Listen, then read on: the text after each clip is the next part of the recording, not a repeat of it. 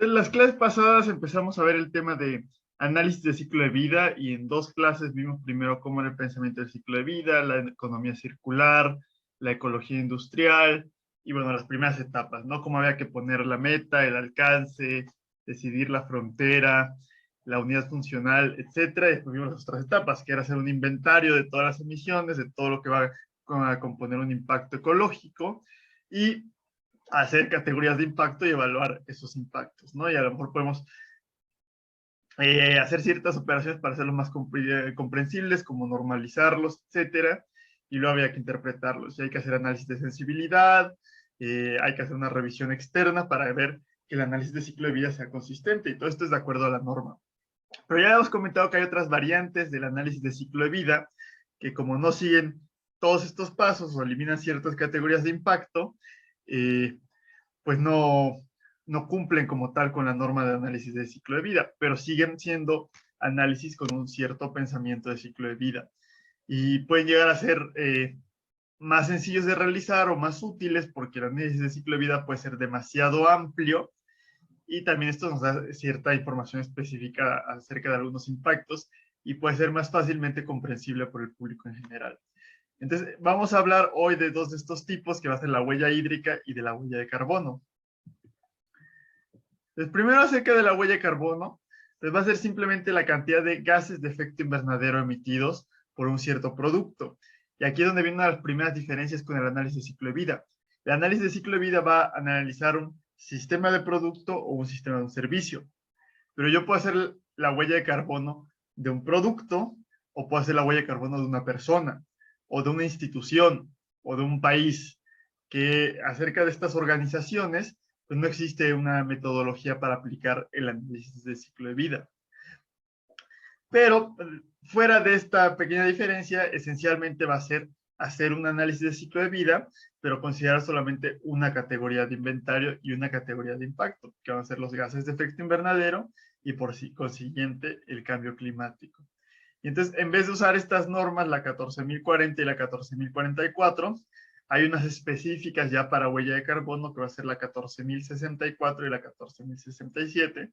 Y bueno, una de las instituciones que promovió al inicio, o fue de las creadoras de esta huella de carbono, fue el Greenhouse Gas Protocol, que sobre todo es para instituciones.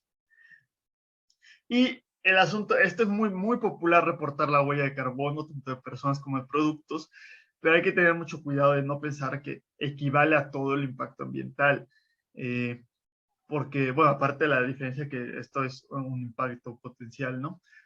Porque si uno ve que un producto tiene menor huella de carbono que otro, puede uno pensar que es mejor, pero no necesariamente. Porque si el otro producto consume más agua o utiliza más recursos, eso no nos va a decir la huella de carbono, que es lo que decíamos de la energía nuclear. O sea, la energía nuclear comparada con las centrales de carbón tiene una huella de carbono bajísima, casi nula. Pero bueno, tiene otros impactos porque igual requiere de la minería para estar extrayendo continuamente el combustible nuclear y los residuos nucleares pues generan un impacto, ¿no? Y hay que hacer algo con esos residuos nucleares. Entonces hay que tener cuidado con esos posibles errores ocultos. Vamos a hacer un pequeño recuento, ya hemos hablado en un par de ocasiones de qué es el efecto invernadero, qué es el cambio climático, pero ahora que sabemos ya un poquito más acerca de transferencia de calor, podemos hablar un poco más técnico de por qué se da el efecto invernadero. Entonces, el aire es transparente a la radiación de onda corta, a la luz visible, es decir, su absortancia es 0 y su transmitancia es 1. Entonces, toda la luz del sol pasa sin tener ninguna afectación por la atmósfera y va a incidir en la superficie terrestre, y entonces al estar incidiendo una cierta radiación en la superficie terrestre, se va a calentar esta superficie. Y cuando se calienta un cuerpo, se va a comportar como un cuerpo negro y va a empezar a emitir radiación de onda larga. Entonces, a la superficie terrestre calentada por los rayos de luz visible de onda corta, emite radiación de onda larga. Entonces, se convierte la radiación de onda corta en onda larga. Y resulta que hay ciertos gases en la atmósfera que son transparentes a la onda corta, pero son opacos a la onda larga. Es decir, tienen una gran absortancia en onda larga. No van a absorber directamente los rayos del sol, pero van a absorber la radiación de onda larga que está viniendo de la propia Tierra, de la propia superficie.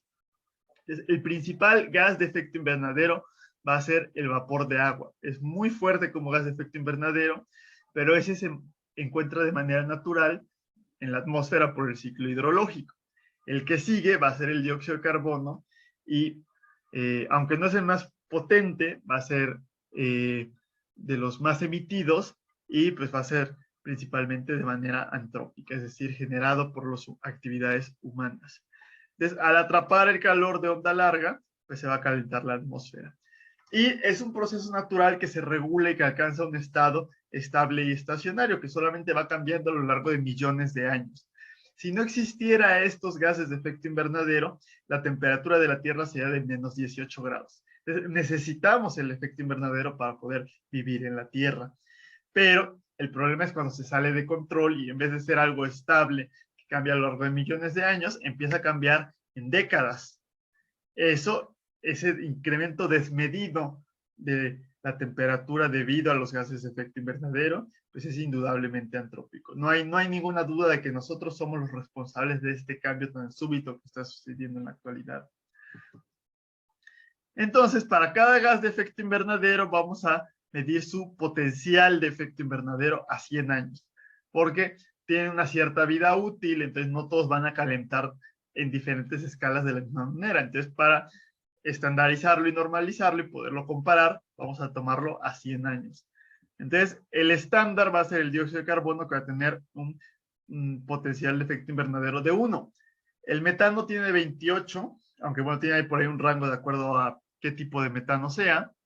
Entonces, esto nos va a querer decir que una tonelada de metano va a equivaler a 28 toneladas de dióxido de carbono. Por eso es mucho más grave el emitir metano que el dióxido de carbono.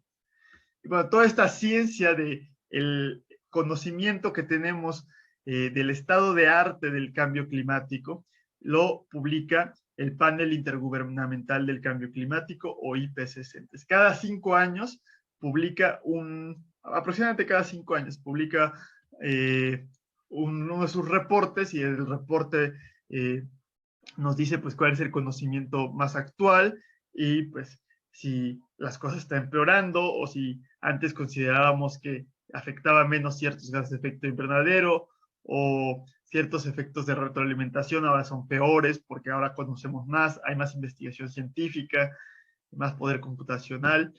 Entonces, justamente este año en agosto va a salir creo que es el 6º reporte y tiene 3 partes el reporte. La primera es la parte de la ciencia del cambio climático, que es todo esto, el potencial de efecto invernadero, cómo funciona esa potencia radiactiva que tienen los gases, etcétera, y de todas las fuentes que se están emitiendo. Otro va a ser acerca de la adaptación, cómo se puede adaptar la humanidad a estos efectos de cambio climático, y otros acerca de las medidas que se pueden tomar de mitigación. Cada uno de los reportes pues tiene como 1000 páginas, entonces es bastante extenso. Es justamente las acciones que tenemos que tomar los humanos en contra del cambio climático son de 2 tipos principalmente. Uno va a ser la mitigación, que va a ser reducir las emisiones que tenemos para reducir este efecto de calentamiento, y otro pues va a ser que aunque reduzcamos todo súbitamente, pues ya generamos cierto daño. Y ese daño va a generar peores efectos meteorológicos. Entonces hay que adaptarnos a que cada vez haya más tornados, más huracanes, a que cada vez suba más el nivel del agua. Entonces justamente esa es la adaptación. Entonces, en un origen, antes, en los 90, cuando se empezó a hablar más del cambio climático, el cambio climático se conoce, o del efecto invernadero se conoce desde finales del siglo XIX, 1890 y tanto, se mencionó por primera vez, y los efectos graves del cambio climático se empezaron a conocer en los 60. Y de hecho las empresas de combustibles fósiles ya lo sabían qué tan grave es, y justamente muchas de las demandas en las actualidades porque han escondido, sabían los efectos graves y lo han escondido, sabiendo que lo estaban haciendo para seguir vendiendo más. Entonces, en los 90 fue cuando ya empezó a hablarse de acciones gubernamentales, y lo primero que se hizo pues fue generar la Convención Marco de las Naciones Unidas para el Cambio Climático, que es UNFCCC, y en el marco de eso se hizo el panel intergubernamental del cambio climático, y el primer acuerdo al que se llegó no fue como tal de cambio climático, sino que fue de la capa de ozono, que es el protocolo de Montreal, donde tuvo que ver Mario Molina, que descubrió que los clorofluorocarbonos estaban atacando y acabando con la capa de ozono. Entonces, todos los países acordaron eliminar el uso de los clorofluorocarbonos, y ustedes también, cuando leyeron lo del poliestireno extruido del aislante, que también se usaba otro gas que eran los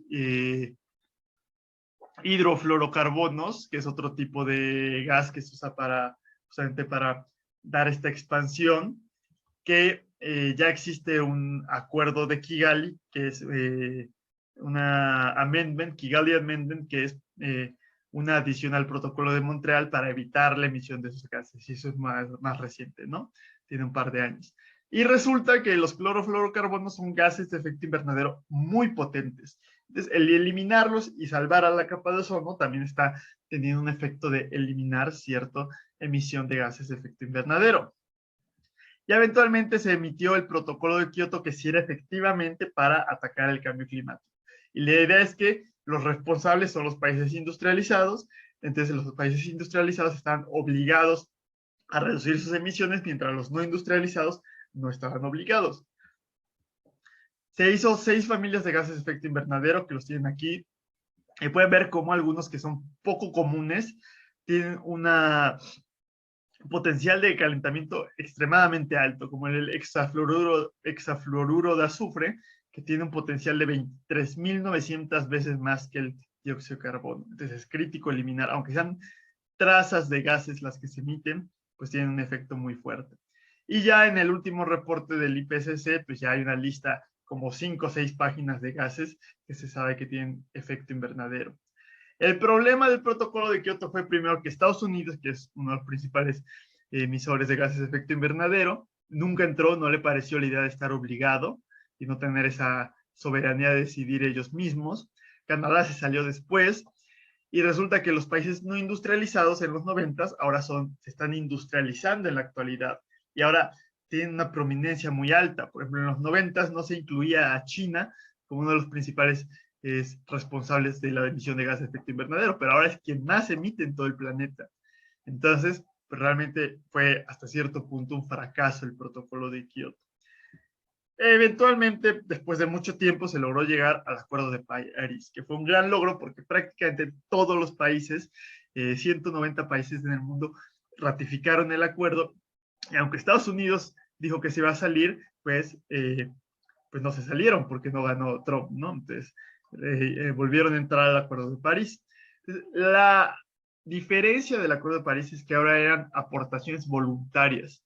Se hicieron algo que se llaman las contribuciones nacionales determinadas, o NDC, que son bastante importantes, donde cada país voluntariamente decidía, de acuerdo a su plan de desarrollo y a su capacidad económica, cuánto podía reducir sus emisiones de efecto invernadero, teniendo en cuenta que había que tener ambición para evitar superar los 2 grados centígrados e idealmente 1.5 grados centígrados. Y cada 5 años hay que renovar estas contribuciones y hay que ser cada vez más ambiciosos.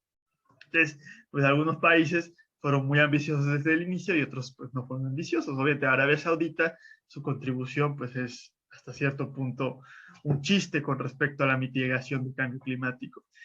Pero aunque justamente este mecanismo voluntario tuvo mucho éxito, ya en 2020 hay que volver a entregar las siguientes contribuciones, y solamente como 40 países lo han hecho, y algunos países han bajado su ambición en vez de subirla.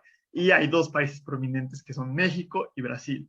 Son los 2 países que han reducido notablemente sus ambiciones con respecto a la acción del cambio climático. Entonces, pues sí, todavía hay mucho por hacer, y todavía ese gran logro del 2015 pues está tambaleándose ligeramente por países como nosotros, que pues nos ha dejado de importar esas acciones, ¿no? Y bueno, aquí hay varios mapas donde ustedes pueden ver es importante tener en cuenta las emisiones de gases de efecto invernadero por país, donde hay países como Estados Unidos y China que son muy importantes, y a lo mejor los países europeos no son tan importantes, que era lo que habíamos dicho del Reino Unido, ¿no? Y hay unos países que pintan también como México, como Brasil, la India, pero cuando nos vamos a las emisiones, otros como aquí Arabia Saudita no pinta tanto, pero cuando nos vamos a las emisiones per cápita, pues ahí ya la cosa cambia considerablemente, ¿no?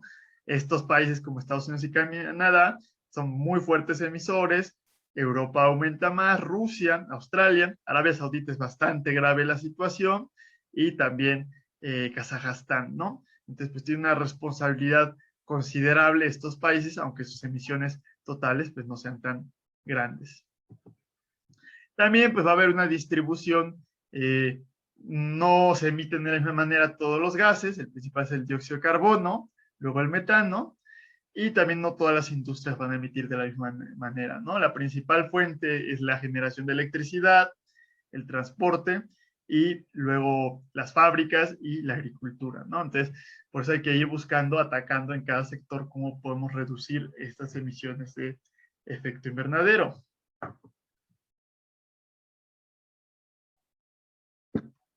Ahora sí, regresando a la huella de carbono, que es de lo que estábamos hablando, ya que recordamos cómo funciona el efecto invernadero. Una diferencia con el LCA es que aquí vamos a llamar algo que se llama el alcance de la huella de carbono. Que en el LCA, si ustedes recuerdan, hablamos de algo que era el criterio de corte, que era dónde ponía mi frontera y qué dejaba afuera de la frontera, porque no era tan relevante en cuanto a cierto porcentaje de masa o energía. Entonces aquí le vamos a llamar alcance, y van a haber tres tipos de alcance.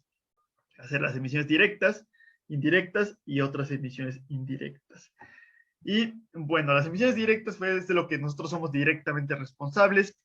Por ejemplo, yo como persona, si tengo mi casa, por ejemplo, el boiler, que para calentar el agua, pues va, como es combustión in situ, va a generar ciertas emisiones. Entonces, esas son emisiones directas mías, ¿no? Toda la gasolina, lo que maneje, los kilómetros que maneje, pues van a ser emisiones directas. Una empresa, por ejemplo, va a ser responsable de todos los inmuebles o todos los procesos que controle económicamente o que controle, tenga decisión sobre ellos. Y principalmente va a ser la combustión de vehículos, pero también hay procesos que intrínsecamente la reacción química emite dióxido de carbono. Y muchos tienen que ver con la construcción, como el cemento y el aluminio. Otros refrigerantes que se escapan, por ejemplo, nuestros refrigeradores, si son viejos, se va a escapar el refrigerante y es un muy potente gas de efecto invernadero. Toda la agricultura, todo lo que nos alimentamos, pues también va a tener cierto efecto directo, y la combustión estacionaria. Las indirectas, ahora sí va a ser la electricidad que compremos, la cantidad de kilowatts hora que consumamos se va a reflejar en cierta cantidad de toneladas de dióxido de carbono. Y en lugares donde ya hablamos que existen redes de calor y frío distrital, en vez de hacer combustión in situ, pues también hay que considerar esas emisiones como indirectas. Y ya las otras emisiones, que pueden ser opcionales muchas veces, son un poco más inciertas, pero pueden ser importantes. Va a ser, por ejemplo, todos nuestros residuos, los rellenos sanitarios, el tratamiento de aguas residuales, pues va a emitir cierta cantidad de gases de efecto invernadero.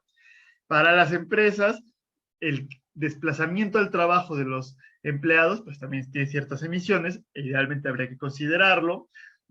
Viajes de negocios, por ejemplo, en las universidades, los viajes a conferencias van a ser un porcentaje importante, entonces no podemos tomarlo como el alcance 3. Y bueno, también todos los productos que compre, o sea, mi celular, pues va a tener una cierta huella de carbono intrínseca, que sería ya del alcance número 3. Entonces aquí tenemos todos los tipos de gases de efecto invernadero que hay, los directos, que van a ser los vehículos, todos los combustibles fósiles que se usan para manufactura, por ejemplo, los hornos de tambor para el cemento, pues normalmente se suelen calentar con combustión de petróleo, de combustóleo, etcétera, ¿no? Entonces, esa es una emisión directa. Indirecta, pues tenemos la electricidad que se vaya a comprar, y ya en el tercer nivel, pues, vamos a tener los residuos, los viajes, etcétera, ¿no? Todos los materiales y insumos que compremos, pues van a ser aquí ya de manera más indirecta, porque realmente son la huella directa de alguien más, pero pues aún así van a incidir en el impacto que está teniendo mi institución o yo como persona. Pues justamente, ¿qué tipos de huellas de carbono vamos a tener? Pues va a ser la huella de carbono de un producto, que va a ser como un LCA de una categoría y considerando los alcances, es decir, pues sí, esta taza, ¿qué huella de carbono tiene? Este celular, ¿qué huella de carbono tiene? O mis audífonos, ¿qué huella de carbono tienen? ¿No? Otra va a ser una empresa de manufactura, que va a ser la suma de todo, la huella de carbono de todos los productos que hizo.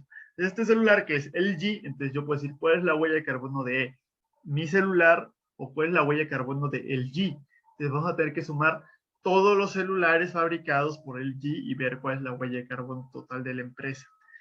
Más la operación que tenga la empresa, como las oficinas, etc.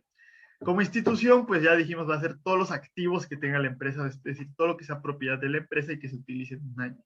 Entonces, la huella de carbono de la UNAM sería pues todo lo que se está todo lo que están emitiendo, toda la huella de carbono en todos los edificios, en todos los vehículos que tiene el UNAM, de todas las actividades que está realizando esta institución. Entonces hay que tomar en cuenta como frontera a todos los activos que controle operativa o financieramente la institución. Y también vamos a tener la huella de carbono de una persona, que va a ser sumar la huella de los productos que compremos, los alimentos que utilicemos, el transporte, energía y pues algunas otras cosas de operación del hogar. Y también va a ser posible tomar en cuenta la huella de carbono de un país completo. Entonces hay que ver todas las actividades económicas que hay en el PIB y ver la huella de carbono de todas esas actividades económicas, que eso se va a ir a las contribuciones nacionales determinadas del Acuerdo de París. ¿Cuántas emisiones emite un país? Que fue lo que vimos en esta, justamente es la huella de carbono por país. Entonces, ¿para qué sirve la huella de carbono? Pues primero hay que hacer la huella para saber en qué situación estamos. Pero realmente si solamente hago la huella de carbono no sirve de nada si no tomo alguna acción al respecto. Entonces, después de hacer la huella de carbono hay que hacer un plan de acción climática. Y un plan de acción climática puede ser un plan de acción climática nacional, que son las contribuciones nacionales determinadas, o un plan de acción climática por empresa, o incluso un plan de acción climática personal. Entonces, se hace un inventario de gases de efecto invernadero y después se va a hacer un objetivo de reducción y un plan de acción. Para hacer esto, primero hay que hacer, para poder comparar un año base. Entonces, por ejemplo, yo voy a calcular las emisiones que tuve en 1990 y mis objetivos pues, van a ser con respecto al año base. Entonces, por ejemplo, voy a decir, para el 2025 mi objetivo es tener un 50% de emisiones de gases de efecto invernadero menores con respecto a 1990, ¿no? No, obviamente no 1900. Es decir, si yo en 1990 emití esta cantidad, en 2025 voy a emitir esta cantidad, 50% menos que en 1990. Y ya, pues es algo medible y comparable. Y ya la acción, pues va a ser, por ejemplo, si ahorita tengo 30% de energías renovables, pues para el 2025, 2030 tener 90% de energías renovables. Y ya puedo hacer una hoja de ruta de cómo me voy a ir moviendo poco a poco o qué incentivos voy a crear o cómo voy a conseguir el financiamiento para lograr este objetivo. Y obviamente pues va a ser un proceso iterativo que hay que ir evaluando y revisando continuamente, que era justamente eso que comentamos de las contribuciones nacionales determinadas que cada 5 años se tienen que actualizar y aumentar la ambición de estas contribuciones. Pues aquí hay un proceso, como podemos ver, que es iterativo. Lo primero es comprometerse a reducir las emisiones, hacer un inventario y hacer un objetivo, es decir, calcular la huella de carbono y poner objetivos, hacer un plan de acción climática, estar comunicando cuál es el plan y cómo estamos avanzando con el plan, implementarlo, monitorear y evaluar qué tanto se cumplió o aprender cuáles fueron las mejores prácticas, qué no hay que repetir, etcétera. Comunicar esto, hay que estar comunicando continuamente y luego comprometerse a reducirlo todavía más. ¿Ok? Entonces aquí ya les estoy poniendo sobre todo en cuanto a lo personal, para que nos demos una idea de cómo es nuestra huella de carbono, ¿no? Entonces, principalmente, uno de los factores personales que afecta más va a ser el transporte que utilicemos, ¿no? Entonces, si viajamos continuamente en avión, sobre todo viajes intercontinentales, pues la huella es extremadamente alta. Lo mismo que si viajamos solos en un carro y depende del tamaño del carro, ¿no? Que si compartimos el automóvil se reduce considerablemente esta huella de carbono. Pero pues de las mejores opciones va a ser usar un transporte público o, bueno, incluso más que transporte público como peceros, lo ideal sería usar transporte público masivo, como sistemas como el metro o sea, principalmente ferroviarios, ¿no? Que son sistemas eléctricos y que por ende se pueden utilizar energías renovables, ¿no? Por eso lo ideal, en vez de estar viajando en avión entre diferentes ciudades del país, sería tener una buena red de trenes de pasajeros moderna para poder viajar entre diferentes ciudades, como entre la Ciudad de México y Toluca, entre la Ciudad de México y Querétaro, que han habido planes, o la Ciudad de México y Guadalajara, que han habido planes a lo largo de los últimos sexenios, pero ninguno se ha cumplido en realidad. Otra fuente importante de emisiones de gas de efecto invernadero va a ser los alimentos. Y aquí era parte de lo que comentábamos la vez pasada de la dieta vegana o de la dieta vegetariana, donde, o sea, sí, muchas veces los veganos quieren, ¿no? Se les critica porque son muy estrictos o quieren que todo el mundo de pronto se vuelva vegano de golpe, pero sí es un hecho que la huella de carbono de la carne o de los alimentos provenientes de los animales es bastante, bastante alta comparada con la huella de carbono de los alimentos vegetales. Entonces, no necesariamente es pues dejar de comer súbitamente carne, pero sí la idea es comer un poquito, bajar un poco la cantidad de carne que comemos, es decir, no hacer la carnita asada todas las semanas, sino pues incluir un poco más de otros alimentos basados en plantas para bajar nuestra huella de carbono. Porque además no solamente es la huella de carbono que tienen estos alimentos basados en animales, sino que el uso de suelo que van a tener, que es otra de las categorías de impacto en el análisis de ciclo de vida, y pues el cambio de uso de suelo es de lo que más afecta a la biodiversidad y a los sumideros de carbono, pues la carne principalmente va a tener un impacto importante, sobre todo si no es orgánica, dependiendo si es orgánica o no es orgánica o del tipo de alimentación que tenga el ganado, pues va a ser el impacto que va a tener. Y también depende de qué comamos, ¿no? Sobre todo las carnes rojas, pues tienen un impacto mayor que otras cosas como el pollo, ¿no? Pero sobre todo, si dejamos de comer, incluso aunque sigamos siendo vegetarianos, seguir comiendo huevos y comer leche, pero si sobre todo empezamos a reducir un poco, es decir, un día a la semana no comer carne o pues comer carnes en una comida en el día o pues bajar un poco las porciones de carne y aumentar las porciones de otros alimentos, pues podemos ver cómo el uso de suelo que tienen es considerablemente menor, porque no solamente necesitamos carne para que paste el ganado, sino que la mayoría del ganado, sobre todo de las reses, se les alimenta con soya. Entonces, pues hay que deforestar el Amazonas para poner plantaciones de soyas y hay que deforestar otra parte del Amazonas para poner cultivo de ganado. Entonces, también, sobre todo si llega a usarse ganado que se alimente de pastizales, pues ahí puede ser un poco mejor, ¿no? Pero la gran mayoría del aumento de la demanda actualmente, pues tiene que ver con la deforestación. Y aquí va a ser uno con respecto a las acciones individuales que se pueden tomar para disminuir la huella de carbono propia. Muchas veces uno piensa que cosas como reciclar van a disminuir mucho la huella de carbono, pero no tanto. Van a disminuir otros impactos, entonces sí pueden tener cierta importancia, pero lo principal es, por ejemplo, utilizar energías renovables, aunque pues, no es fácil en nuestro país. En otros países yo puedo comprarle la energía a un proveedor que produzca energía renovable. Aquí tengo que instalar la energía en mi azotea si tengo el espacio, si tengo el dinero y pues si no cambian las regulaciones, ¿no? Usar carros eléctricos, pero bueno, los carros eléctricos pues no son tan económicos. Evitar volar tanto en avión y de lo más usual, de lo más útil va a ser no utilizar carro, es decir, se puede utilizar transporte público, utilizar bicicleta, etcétera. Y lo que más va a afectar va a ser tener menos hijos. No quiere decir que no tengamos que tener hijos, sino que bajar las tasas de natalidad para evitar cada mayores problemas de sobrepoblación, y entonces en vez de tener 4 hijos, pues tener 3 hijos. En vez de tener 3 hijos, tener 2 idealmente. Es decir, tener la menor cantidad de hijos, y también van a vivir mejor. Vamos a vivir mejor todos si nos alcanza más el dinero, porque tengo que distribuir entre menos personas el dinero que yo gano. Ya se nos va a acabar el tiempo, entonces nos desconectamos como siempre y nos volvemos a conectar. A continuar con la...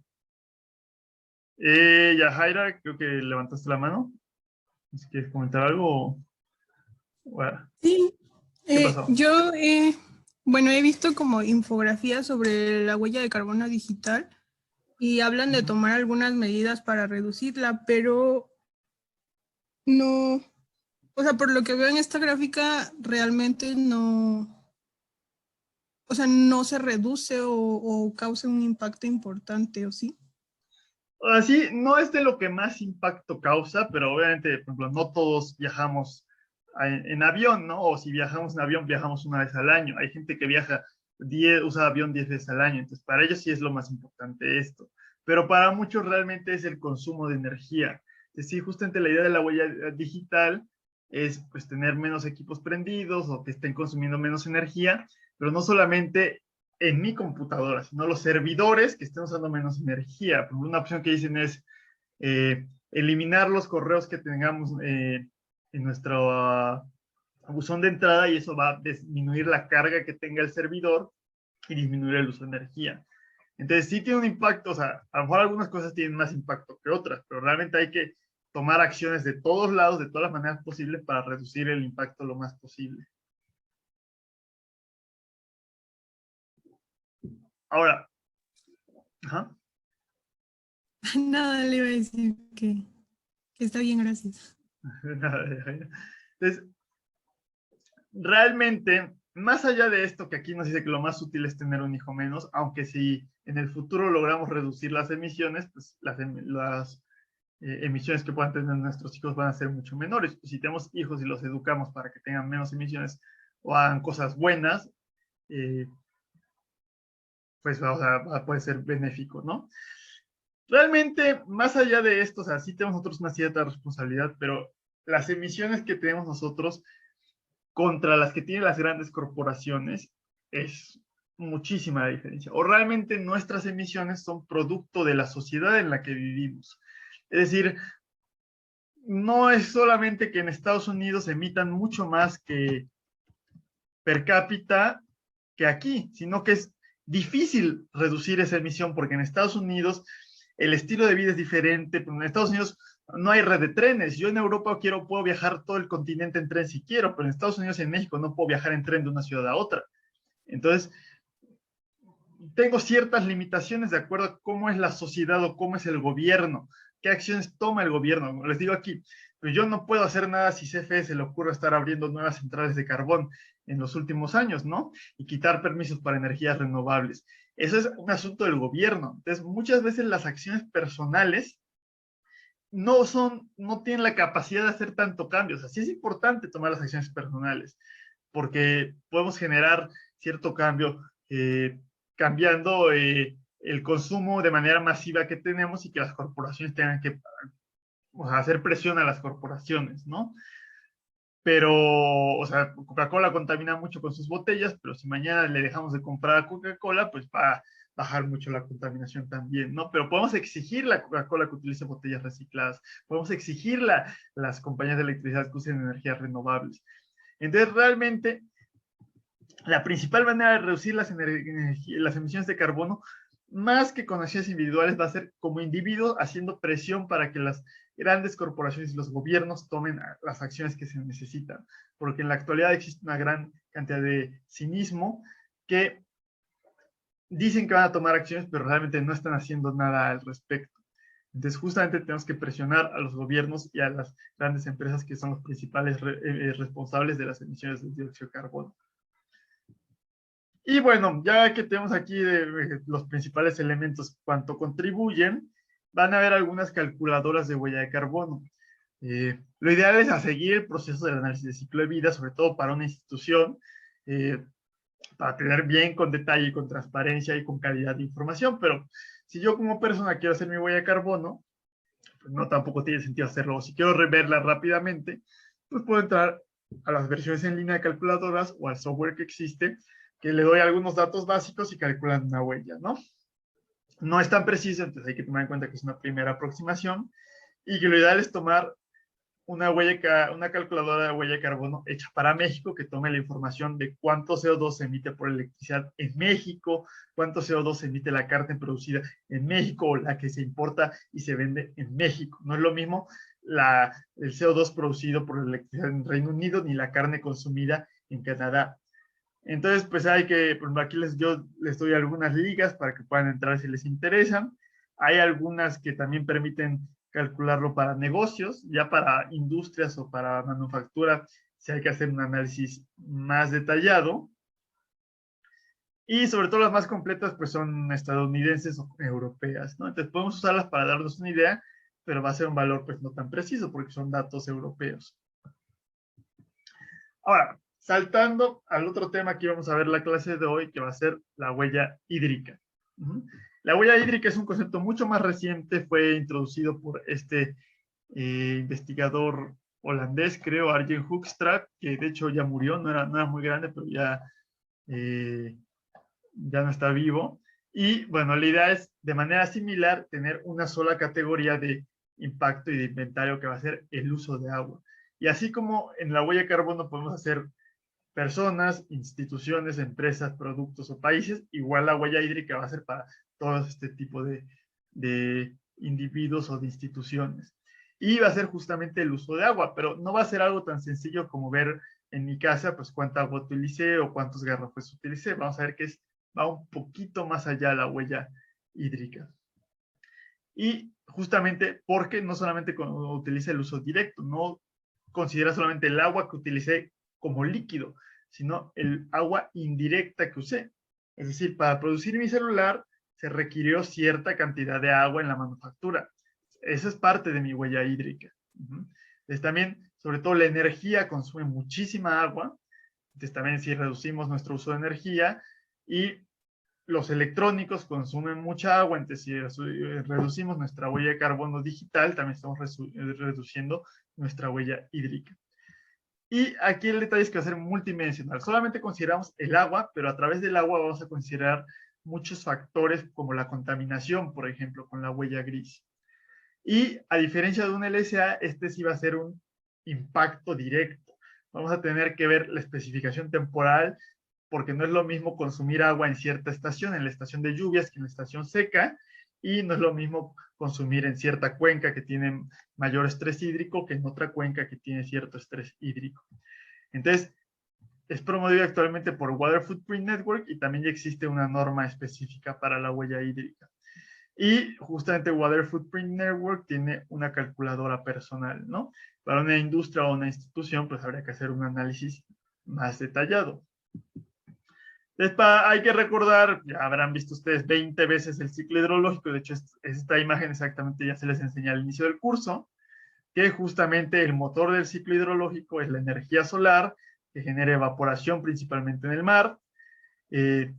Parte de la energía latente va a generar esta condensación en las nubes y al condensar las nubes se van a generar núcleos de precipitación, va a caer el agua y el agua, de acuerdo a la orografía, va a ir escurriendo superficialmente o subterráneamente a ciertos depósitos de agua, como lagos o como los mares, y va a volver a darse el ciclo de agua. Entonces, el agua es renovable porque está continuamente circulando. Siempre está pasando el agua de un lado a otro. Entonces, si utilizo el agua de un río, eventualmente va a llegar más agua del río. Si utilizo el agua subterránea, eventualmente va a llegar más el agua subterránea.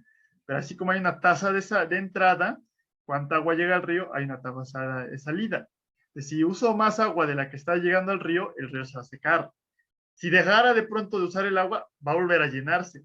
Pero en el momento se puede secar. Y sobre todo hay ciertos factores que se llenan o reciben entrada de agua muy lentamente, como los acuíferos, pero que podemos sacar el agua muy rápidamente. Justamente hay que también recordar el concepto de la cuenca hidrográfica, que ya habrán ustedes visto en hidrología, hay que buscar el parteaguas, Entonces, todo el agua que precipite en esta región, pues va a tener un solo punto de salida, ¿no? Y eso nos va a llevar al estrés hídrico, que ya lo leyeron ustedes un poco en la tarea, que justamente es lo que dijimos. Es la relación entre cuánta agua está entrando a la cuenca contra cuánta agua estamos extrayendo los humanos, y pues justamente entre más extraigamos contra lo que esté entrando, pues va a haber mayor estrés hídrico. Y si estamos extrayendo más de lo que está entrando, hay estrés hídrico porque hay pérdida de agua. Sobre todo es crítico en el agua subterránea. Ahorita vamos a hablar del uso consultivo, pero justamente pues el estrés hídrico es crítico. Sobre todo los países más desérticos tienen mayor estrés hídrico, pero México está en una situación también bastante importante y bastante delicada. Habrán visto ustedes que en los últimos meses las presas han estado en niveles muy, muy bajos, y aunque ha llovido en el último mes de manera muy, muy, muy intensa, todavía muchas presas apenas están en el 40%, porque tienen que estar un poco más altas para los 6 meses que no llueve en nuestro país. Entonces, por eso es la importancia de estar considerando la huella hídrica y de ver cuánto consumo estamos teniendo. Entonces, vamos a tener el mismo tipo de diferentes tipos de huella hídrica. Para un producto va a ser parecido a un análisis de ciclo de vida, justamente con una sola categoría. Para una persona hay que considerar la huella hídrica de los productos que consumimos, de los alimentos que utilizamos, la huella hídrica asociada al transporte, a la energía, y aparte, que es la que solamente nos importa a veces, es el uso de agua en el hogar. Es decir, cuánta agua estamos tomando de la red de agua potable. Pero muchas veces va a ser el menor factor. Vamos a ver que muchos otros productos consumen muchísima más agua de la que yo estoy consumiendo de agua potable. Entonces, sí hay que ahorrar agua en nuestras casas, pero también hay que disminuir la huella hídrica de los productos que estamos consumiendo. También de la empresa de manufactura hay que sumar la huella de todos los productos, de la institución, pues el uso de agua asociado a la operación de los activos y en todos los inmuebles, y en el país, pues va a ser el agua total usada dentro del país. Pero aquí hay un detalle interesante que va a ser el agua virtual. Si yo, este celular, estoy casi seguro que no se fabricó aquí en México, se ha fabricado en Vietnam, ¿les parece? Entonces, la fábrica en Vietnam tuvo que consumir cierta cantidad de agua para fabricar el celular, y ese celular fue exportado a México. En México yo compré un producto, pero la huella hídrica, como tiene que tener cierta especificación espacial, se utilizó en una cuenca en Vietnam. Pero yo la estoy utilizando y tengo que tomar en cuenta que aunque en mi país no afecta a la cuenca, no afecta a la cuenca del Valle de México, estoy afectando a la cuenca de otro país. Justamente es la huella virtual. Estoy importando agua a través de un producto físico. Pues justamente vamos a ver que muchos países que tienen poca disponibilidad de agua tienen una huella virtual, una agua virtual importada muy alta, porque tienen que estar importando alimentos, etc. Una manzana, pues es prácticamente pura agua. Entonces, alguien tuvo que poner esa agua y perder esa agua en cierta cuenca, pero lo está exportando a otro lugar. Entonces, no solamente comerciamos con productos, sino que comerciamos con agua virtual. Entonces, van a haber diferentes tipos de huella hídrica, van a haber 3 tipos de huella hídrica, que va a ser la huella azul, la huella verde y la huella gris. Entonces, la huella azul se va a referir al uso consultivo. El uso consultivo se refiere al agua que yo estoy tomando de una cuenca y que no la estoy regresando a la cuenca. Entonces, ¿por qué hay agua que sí puedo regresar?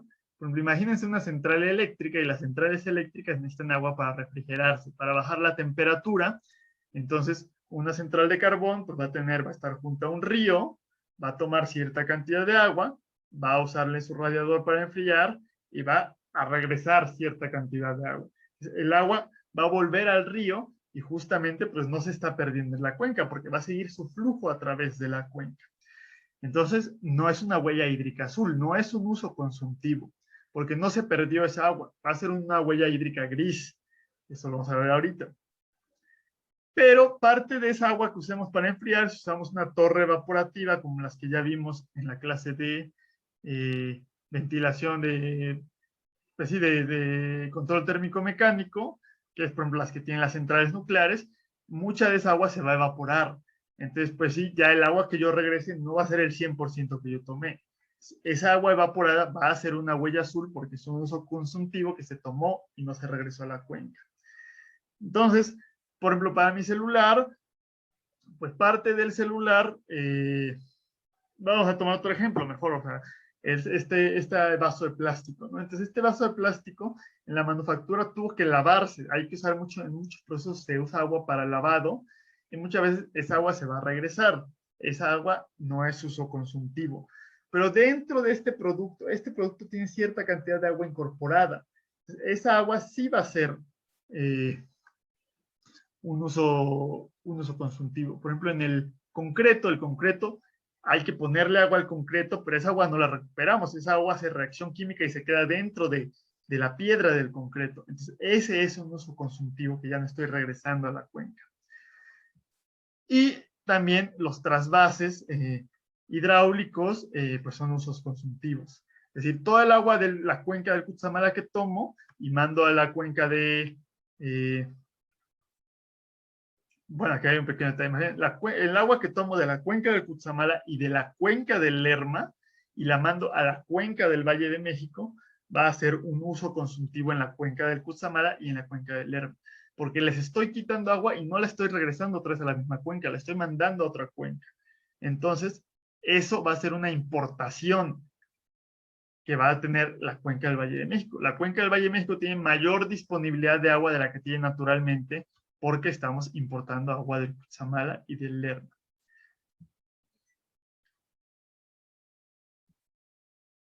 Entonces, el agua que yo voy a regar en los campos agrícolas va a ser una huella azul, porque tengo que tomarla de canales, de presas, y la voy a perder.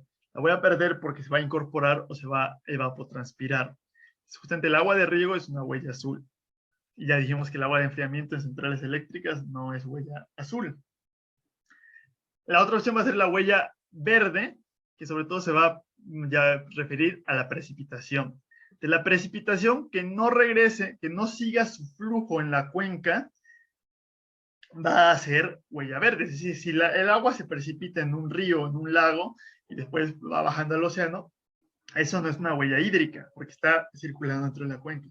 Pero si yo tengo una plantación y llueve, entonces esa agua no va a ir al río. La gran mayoría de esa agua se va a evapotranspirar dentro de los procesos metabólicos de la planta y parte se va a incorporar en el tejido de la propia planta. Es justamente esa agua incorporada, que es la parte menor, y el agua evapotranspirada, que es la mayoría, va a corresponder a la huella verde. Justamente el agua de riego artificial es huella azul, pero el agua de riego de lluvia va a ser huella verde. Y lo mismo la captación pluvial va a ser una huella verde. Pero aquí hay otro detalle. El agua del drenaje, el agua pluvial o los drenajes pluviales, si se descarga a un río, es una huella, no es una huella hídrica. ¿Por qué? No es un uso consultivo, se regresa a la cuenca. Pero en el caso de la Ciudad de México, donde el agua pluvial se va al drenaje y la exportamos a la cuenca del Pánuco, eso es una huella verde. Todo el agua casi todo el agua que se precipita en la Ciudad de México la estamos perdiendo y está consistiendo en una huella hídrica verde porque la estamos enviando a otra cuenca. Entonces, justamente, si yo calculo como institución mi huella hídrica, voy a tener que considerar la huella hídrica verde de toda esa agua que en vez de estarse infiltrando se está yendo al drenaje debido a las superficies impermeables que tenemos, que es parte de lo de la isla huella, la isla urbana de calor, con superficies impermeables, y es lo que vamos a hablar en 2 clases, 3 clases, cuando hablemos de la infraestructura verde. Pues justamente, si el agua no se infiltra, se va al drenaje, y en vez de irse a ser liberada dentro de la misma cuenca, la exportamos como sucede en el Valle de México, pues entonces va a ser una huella verde. No sé si tengan alguna duda con respecto a la huella azul y a la huella verde y a la diferencia entre la huella azul y la huella verde y a qué se refiere el uso consultivo. Y si no tenemos dudas, vamos a continuar a la huella gris. Entonces, justamente la huella gris es donde va a entrar eso que todos les dije, que es el agua de proceso que volvemos a botar a los ríos, pero no consideramos como huella azul porque no es un uso consultivo. Entonces, la huella hídrica gris realmente no va a ser una cantidad de agua utilizada, va a ser un agua virtual. Entonces, si yo emito cierto contaminante, eh, eh, si yo emito cierto contaminante a un río o a un lago, que puede ser pues, materia orgánica, pueden ser metales pesados o puede ser calor. El calor que emite una central eléctrica también va a ser un tipo de contaminante. Entonces, para que baje para que se logre diluir ese contaminante al nivel permitido por la norma y para que no afecte a la fauna silvestre o al ecosistema, se va a requerir una cierta cantidad de agua. Entonces, si yo emito 10 miligramos de mercurio, pues van a estar a lo mejor, no sé, 10.000 litros de agua, pero si emito 100 miligramos de mercurio, voy a estar 100.000 litros de agua. Entonces, justamente, esa cantidad de agua que requiera yo para diluir eh, el contaminante que estoy emitiendo va a ser la huella gris. Entonces, no sé si a veces han escuchado que dicen como, es que una gota de aceite puede contaminar 20, 30 litros de agua, ¿no? Justamente esa es la huella gris que está teniendo esa gota de aceite. ¿Qué volumen de agua se está diluyendo? Entonces puede tener muchas variaciones por país porque no todos los países tienen las mismas normas, ¿no? Y justamente va a medir la capacidad de asimilación. Y esto es lo importante. Aunque mi emisión de aguas residuales, por ejemplo, de aguas tratadas, cumpla con la norma, aún así va a haber una cierta cantidad de huella hídrica gris, porque aunque cumpla con la norma, sigue habiendo cierto contaminante. Entonces, el chiste es que si la descarga de agua residual cumple con la norma, si cumple exactamente con la norma, entonces el volumen de agua que esté descargando va a ser el agua gris. Si excede la norma, va a ser mayor al volumen que descargo. Pero si yo tengo una descarga donde tenga una carga de contaminantes menor a la norma, entonces aún así va a haber una huella hídrica gris, pero va a ser menor al volumen que esté descargando. Es decir, por más que cumpla con la norma, va a existir una huella hídrica gris. Entonces, aquí hay un pequeño ejemplo con la DBO, es decir, si la norma nos permite 150 miligramos litros en ríos, y va a haber una concentración natural, o sea, tiene que haber cierta cantidad de materia orgánica diluida. No es agua totalmente prístina, menos en nuestro país. Si decimos que la concentración natural es de 5 miligramos por litro, si emitemos una descarga de 100 litros por segundo, pues calculamos cuánto estamos emitiendo a 150 miligramos por litro y va a corresponder a 15 gramos por segundo. Es decir, una descarga de 100 litros por segundo que cumpla con la norma va a emitir 15 gramos por segundo de materia orgánica disuelta, que va a corresponder a 473 toneladas en un año. Es decir, estoy cumpliendo con la norma, pero sigo emitiendo una cierta cantidad de materia orgánica disuelta.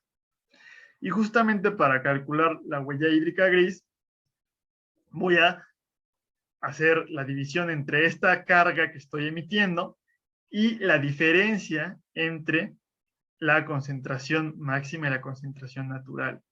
Es decir, entre mayor sea la concentración natural o más se aproxime la concentración natural a la concentración máxima, mayor va a ser mi huella hídrica. Y entonces, aunque cumpla con la norma, pues voy a tener una huella hídrica gris. Entonces, para diluir estas 473 toneladas que yo emití en un año a los niveles de la norma, teniendo en cuenta la concentración natural, se requieren 3 millones de metros cúbicos de agua, que es bastante. Obviamente 100 litros por segundo también ya es bastante. Entonces, la huella hídrica gris de esta descarga de agua residual de 100 litros por segundo cumpliendo por la norma, que puede ser a lo mejor la planta de tratamiento de una población, va a ser de 3 millones de metros cúbicos. Entonces, quiere decir que aunque cumplas con la norma, sigues emitiendo contaminantes y no hay que ignorar eso. Y bueno, el agua virtual ya la habíamos platicado, pero aquí hay otro ejemplo, ¿no? Aquí se me olvidó corregirlo, realmente la huella hídrica de la Coca-Cola es de 175 litros. Entonces, una Coca-Cola de 600 mililitros necesita 175 litros para poderse fabricar. Pero si se fabricó en Argentina en vez de México, no tuvo que extraer Coca-Cola 175 litros de agua. Y Coca-Cola puede decir, no, es que yo estoy respetando el agua en México, pero no la está respetando en Argentina. Entonces hay que considerar esa importación de agua virtual con respecto a Argentina. Aquí hay un pequeño resumen de las huellas hídricas. La azul, que va a venir de los cuerpos de agua, que incorporemos o que reguemos. La huella hídrica verde, que es de precipitación, que se va a perder por evapotranspiración e incorporación en las plantas y en la captación de agua pluvial, que, bueno, si hago captación de agua pluvial, aumento mi huella hídrica verde, pero disminuyo la huella hídrica azul. Pero si estoy en la Ciudad de México, donde la capte o no la capte, es huella hídrica verde porque se está yendo a otra cuenca y se está yendo a otra cuenca además contaminada, entonces pues no disminuyo mi huella hídrica verde, pero sí disminuyo el azul y además estoy dándole un uso mejor a esa agua pluvial.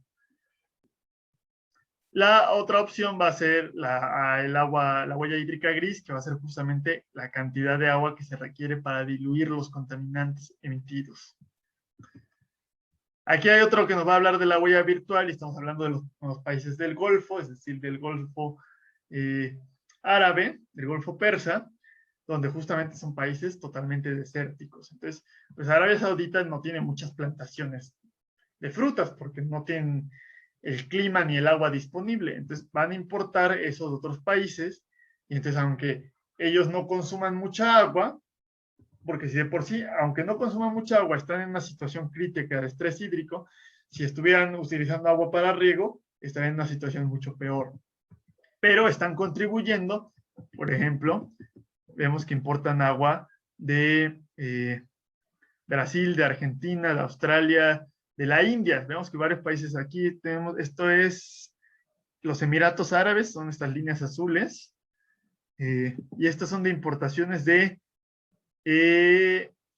trigo, importaciones de trigo, que requiere pues una cierta cantidad de agua para cultivarse. Entonces, no solamente los Emiratos Árabes pues, tienen una situación crítica de estrés hídrico, sino que están aportando al estrés hídrico. Parte del estrés hídrico que tiene la India es culpa de los Emiratos Árabes. Bueno, es culpa, pero también la India está ganando dinero. Entonces, pues también el estrés hídrico, debido a las importaciones de agua virtual, pues es un asunto global. No podemos considerarlo como algo aislado en cada país. Y bueno, aquí les estoy poniendo otros mapas de los diferentes tipos de huella hídrica de diferentes países. Y vemos que no es igual en todos los países del mundo, ¿no? Este pequeño país que debe ser Tayikistán, Turkmenistán o Uzbekistán, no alguien se acuerda de cuál es este país. Vemos que tiene de las mayores huellas hídricas azules, los países árabes, porque tienen que estar utilizando, por ejemplo, si tienen muchos aires acondicionados para generación de electricidad, tienen que usar, bueno, no, pero esa no es huella hídrica azul, ya me estoy equivocando yo, porque es para refrigeración. Pero como es un lugar muy caliente y donde hay mucha evapotranspiración, pues tienen que estar consumiendo grandes cantidades de agua. Y para riego, pues como hay poca precipitación, tienen que tener un riego muy importante y tener una huella hídrica azul importante, ¿no? Otros países, como vamos a tener aquí Mongolia, Bolivia, y este debe ser Nigeria, este es Nigeria, justamente tienen todavía economías agrícolas, pero no tienen gran infraestructura de riego artificial o de represas. Entonces, la gran mayoría de su agricultura depende de las lluvias. Entonces, por eso tienen una importante huella hídrica verde, aunque no tienen casi huella hídrica azul. Y mientras los países más industrializados, sobre todo gran parte de Europa y sobre todo Estados Unidos y China y Canadá, tienen una huella hídrica gris muy importante. Aunque no están a medias en las otras huellas hídricas, tienen mucha manufactura Entonces emiten muchísimos contaminantes, generan mucha electricidad. Aquí ya estamos hablando ahora sí del agua de refrigeración. Entonces, pues su huella hídrica gris va a ser importante. Y pues cuando sumamos toda la huella hídrica, pues vemos algunos países, sobre todo los países que tienen una huella hídrica verde importante, van a ser de los más graves, ¿no? Aunque la huella hídrica verde, pues no es tan grave como la huella hídrica gris, ¿no? Entonces, aunque Estados Unidos no esté peor que Bolivia, podemos considerar que la situación de Estados Unidos es peor. Y lo vamos a tener que comparar con los países que tengan estrés hídrico y los que tengan mucho estrés hídrico. Y una importante huella hídrica van a estar en una situación bastante crítica. Entonces, como dijimos, los productos van a tener incorporada cierta cantidad de agua que se requiere para su manufactura. Digamos, un celular requiere 12,000 litros de agua. Entonces, si yo consumo 150 litros diarios de agua de la red de agua potable, no se compara realmente con la cantidad de agua que voy a consumir al comprar un smartphone cada año. O si compro una vez al mes una camisa de algodón, que el algodón requiere mucha agua, pues mi huella hídrica va a seguir siendo enorme. Entonces también hay que tener cuidado con el agua incorporada en los productos que estamos consumiendo y sobre todo en las políticas públicas se tiene que considerar esto para evitar el estrés hídrico de los países. De los carros, pues tienen 150,000 litros, requiere fabricar un carro y si México exporta muchos automóviles, pues sí, aporta a la economía, pero por eso no hay agua en México, por eso hay tanta escasez en tantas comunidades, porque los fabricantes de automóviles están teniendo una huella hídrica muy importante. Y los alimentos también, sobre todo la carne, pues requiere, o sea, para los cultivos, ya dijimos la soya, pero también los propios animales requieren mucha agua, entonces va a tener una huella hídrica importante, pero pues va a haber otros productos considerables que tienen una huella importante que hay que tener en cuenta, como el chocolate. Uno no lo piensa y dice, pues no es carne, pero el chocolate está asociado a una deforestación muy importante en África y el café también tiene una huella hídrica importante. Y otros productos que ya mencionamos hace 2 clases, como el aguacate, también tiene una huella hídrica grande. Entonces, no todos los productos vegetales, como dijimos, casi todos los productos vegetales tienen muchísimo menos consumo del uso de suelo, mucho menos emisiones de dióxido de carbono, pero algunos van a tener una huella hídrica importante. Pero en general, si tenemos una dieta que consuma menos carne y más vegetales, pues vamos a tener una huella hídrica menor como individuos. Aquí hay otros ejemplos, por ejemplo, una taza de café requiere 140 litros, una copa de vino 120 litros, una manzana 70 litros, pero una hamburguesa que es algo más procesado requiere 2,400 litros. Entonces, pues justamente hay que tomar esto en cuenta en el consumo de agua que tenemos y en el consumo de agua que tiene un país.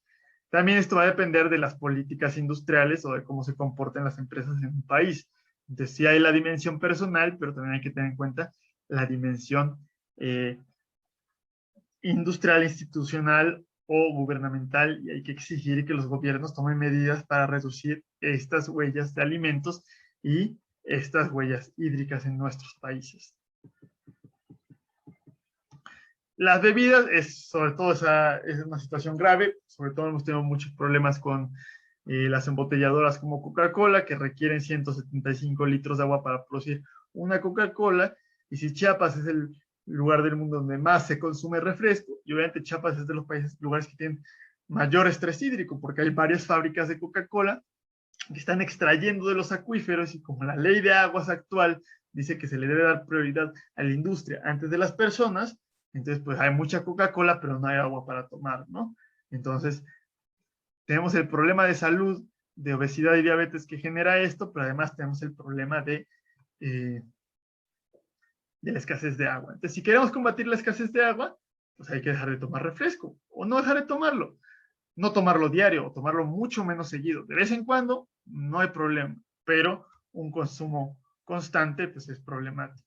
Y también eso no se lo puse aquí, pero una botella de 600 mililitros de agua requiere 3 litros para fabricarse. Entonces, nos quejamos de la escasez de agua, pues no hay que tomar agua embotellada. Así de fácil. Luego también podemos hablar de la huella hídrica de los materiales de construcción. Aquí no está hablando de los materiales, pero también el concreto, sobre el cemento, pues no tiene tanta huella hídrica porque realmente lo que hacemos es quitarle la humedad, ¿no? Pero ya si pusiéramos el concreto va a tener una huella hídrica mayor. Sobre todo los metales y principalmente el acero, pues van a tener en su proceso de fabricación un lavado importante, entonces va a tener una huella hídrica. Entonces podemos considerar, pues, este edificio, cuántos litros, cuántos millones de metros cúbicos de agua requirió para construirse y podemos ver el impacto ambiental en esa categoría de nuestras edificaciones y buscar tomar medidas para reducirlo. Ahora, como en edificios o como individuos, ¿cómo podemos reducir la huella hídrica? Una manera importante va a ser con la captación pluvial, bueno, no lo estamos estudiando mucho en esta clase, pero en las clases de redes hidrosanitarias creo que sí ven captación pluvial. Entonces es importante porque vamos a reducir la huella hídrica azul, ¿no? El uso de agua potable y sobre todo la podemos utilizar para elementos que no requieren un tratamiento tan crítico como el agua potable. El agua potable se puede estar tratada para que la podamos tomar, pero no necesitamos tanto tratamiento para jalarle a las tazas de baño, ¿no? Y además, incluso si hacemos un tratamiento adecuado y filtración adecuada del agua pluvial, la captación pluvial se puede volver agua potable, o sea, se puede tomar el agua de captación pluvial, ¿no? Todo depende del tratamiento que se le esté utilizando, pero para ciertas cosas como regar jardines, lavar autos, aunque no hay que lavarlos con manguera, sino con cubeta, pues puede ser útil y económico la captación pluvial porque no se le tiene que dar tanto tratamiento. Y aquí, bueno, tiene otro sistema para que el excedente se vaya a áreas verdes a infiltrarse, que vamos a ver con infraestructura verde, en vez de tirarlo al drenaje. Y bueno, esto lo habrán visto 20 veces en la tele y en sus clases, más comentar las estrategias principales para reducir la huella hídrica como individuos, disminuir la cantidad de plástico que utilizamos, que tiene una huella hídrica importante. Consumir menos carne no quiere decir volverse vegetariano ni vegano, simplemente consumir un poquito menos carne, tener porciones más pequeñas, usar menos ropa porque el algodón tiene una huella hídrica muy importante. El café y el chocolate tienen huellas hídricas importantes, entonces no tomarse 10 tazas de café, que no es bueno para la salud y tampoco va a ser bueno para la huella hídrica. Y el chocolate debe ser tampoco eliminarlo, pero consumirlo de vez en cuando o buscar productores de chocolate responsables. Sobre todo, lo ideal sería consumir chocolate. Si el cacao es mexicano, ¿por qué de algún modo tenemos que traer el cacao, el chocolate desde África, ¿no? Entonces, consumir de productores locales que tengan manejo sustentable del agua, ¿no? Sobre todo también el agua que se desperdicia en la regadera, hay que reducir el tiempo y hay que reducir el tiempo que esperamos a que salga el agua caliente. Tener cuidado con las llaves, con el lavado de platos, usar muebles sanitarios ahorradores y también el papel tiene un consumo importante, entonces usar papel reciclado o pues simplemente no usar papel, por eso pues todas las, bueno, ahorita es porque es clase en línea, ¿no? Pero incluso presencial, pues yo pido que todo se entregue en línea, ¿no? Claro, el entregar una tarea por internet, ya dijimos que también tiene un cierto impacto hídrico y de carbono, pero sigue siendo menor que el impacto físico de estos elementos. Entonces ya se nos está acabando otra vez el tiempo, nos desconectamos y nos volvemos a... Digamos que hay medidas sencillas para reducir nuestra huella hídrica. Una de las maneras más importantes es en el consumo de productos y alimentos que tenemos y pues exigir a los gobiernos que tomen, o sea, podemos nosotros reducir mucho consumo de agua potable, pero si el sistema de agua de la Ciudad de México sigue perdiendo 40% de agua, pues lo que hagamos nosotros no tiene mucho, no va a servir de mucho, ¿no? Entonces hay que exigir que esas instituciones tomen medidas para reducir el uso de agua. Si no queremos tomar agua embotellada, pues hay que comprar filtros de agua. Hay de estos que lo bastan en el agua alcalina y no sé cuántas cosas. Este es interesante sobre todo para instituciones o para oficinas porque extrae la humedad del ambiente, la condensa y pues se puede tomar el agua. Y más que estos filtros que luego hay que estarlos cambiando continuamente, no son tan económicas. Yo el que utilizo es que es el ecofiltro, que es bastante más sustentable porque está hecho de barro, ¿no? y pues se puede cambiar, creo que esto se tiene que cambiar cada 2 años y cuesta como 500 pesos. Entonces es bastante económico con respecto a los filtros y con respecto al agua embotellada. Y pues bueno, estamos disminuyendo la huella hídrica porque estamos usando el agua de la red de agua potable y pues no estamos aportando a estas empresas embotelladoras que están extrayendo demasiado el agua de los acuíferos de ciertas comunidades. Ya para terminar, les voy a mencionar brevemente lo que es la huella ecológica. Ya vimos huella de carbono, huella ecológica, huella hídrica. Entonces, esto se va a medir en términos de hectárea y va a mostrar la demanda de recursos naturales. Entonces, este sí ya es multifactorial y va a representar el área necesaria para cubrir las necesidades de una persona o de una población. Esta es muy, muy buena porque es algo que podemos entender muy claramente. Está desarrollado por el Global Footprint Network, tiene su sitio web y pueden tener su calculadora personal, ¿no?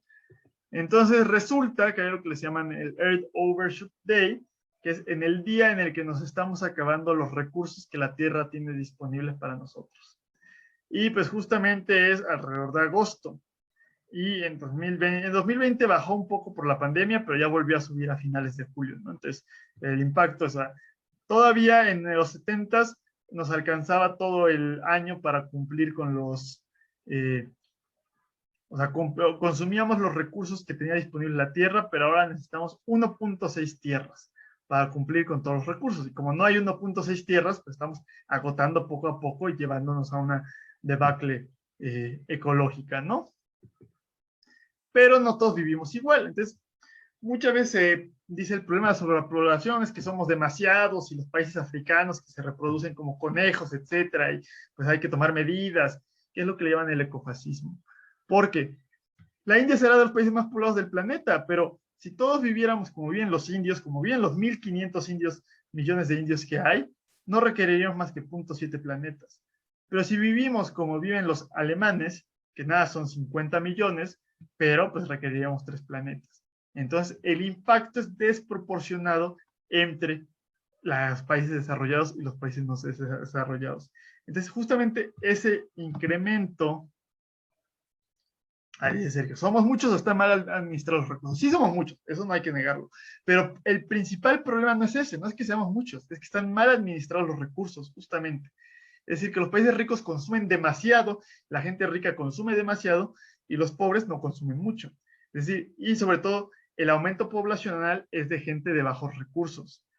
Entonces, esos países que tienen grandes tasas de reproducción no están aportando mucho a toda esa problemática que tenemos de cambio climático y de depredación de la biodiversidad. Sobre todo son esos países ricos que tienen el dinero para tomar las acciones necesarias, pero les gusta culpar a los países que tienen menos.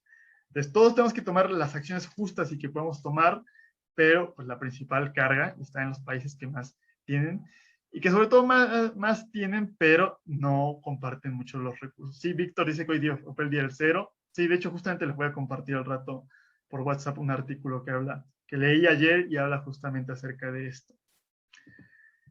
Entonces, hoy nos acabamos los recursos que teníamos para todo el año. Entonces, pues, ya estamos viviendo con un crédito que no existe realmente. Y pues entonces, la mejor manera de reducir nuestra huella es justamente consumiendo menos. O sea, si hay que tomar medidas de comprar, no sé, o sea, ya ahora venden que zapatos ecológicos, que el calzado tiene plástico de semilla de aguacate y piel de nopal y de textil de bambú, etcétera. Pero si sigo comprando esos zapatos ecológicos una vez al mes y sigo tirándolos cuando todos están nuevos o solo me los puse 2 veces, o si la empresa de ese calzado apoya los golpes militares en Asia y en América Latina para poder pagar una miseria y esclavizar a los trabajadores, pues no es sustentable lo que estoy haciendo. Lo mismo de todas las medidas que hemos visto en esta clase. Si compro todas estas tecnologías que no son pero no se producen de manera sustentable, no sirven de nada. Si compro paneles solares que se extrajo el silicio con musulmanes esclavizados en la provincia de Xinjiang, en los campos de concentración en China, pues no es sustentable los paneles solares. Pero si los compro de un lugar que tiene una producción más ética y más limpia, pues sí puede ser sustentable. Pero la principal medida va a ser consumir menos, comprar menos ropa, menos carros, menos celulares, etc. No necesito cambiar este celular cada año, puedo cambiar el celular cada 2 años. siguen funcionando perfectamente, ¿no? Entonces, para terminar con esta clase, justamente ese es el mensaje, que la principal manera de reducir la huella personal es consumir menos, y de reducir la huella de un país es exigir que se hagan políticas y que el gobierno le importe y se preocupe por sus ciudadanos. Entonces, no sé si alguien tenga alguna duda, algún comentario.